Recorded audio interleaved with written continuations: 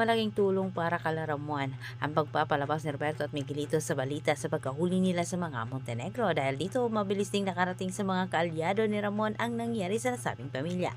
Samantala, gustong ipaligpit ni Miguelito itong si Ramon habang ito ay nagpapagamot, ngunit hindi pumayag naman itong si Roberto dahil magagamit umano nila itong si Ramon para mahuli itong si Tanggol at higit sa lahat hindi umano nila ganon kadaling magalaw itong si Ramon sapagkat maraming bantay.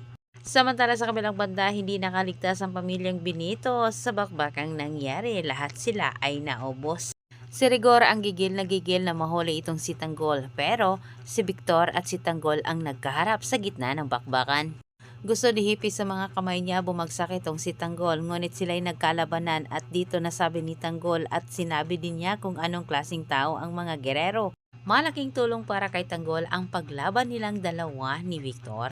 At dahil sa mga sinabi ni Tanggol tungkol sa mga gerero ay nakuha niya ang tiwala ni Victor. Si Victor ang nagpapatakas sa grupo ni Tanggol at walang kamalay-malay itong si Rigor. Kaya ang pagpapahuli ni Miguelito at Roberto kay Tanggol sa grupo ng Enlia ang siyang nagbukas daan para magkita si Tanggol at Victor at magiging kakampi. Sa plano ni Tanggol na itakas ang kanyang tatay, tilang itong si Bagong Hippie ang makakatulong sa kanya para mapuslit ang kanyang ama sa ospital.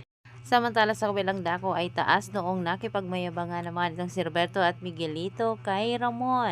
Wika ng dalawa, hindi umano sila basta-basta magpapatalo at sa kanila ngayon si Ramon ang bumagsak.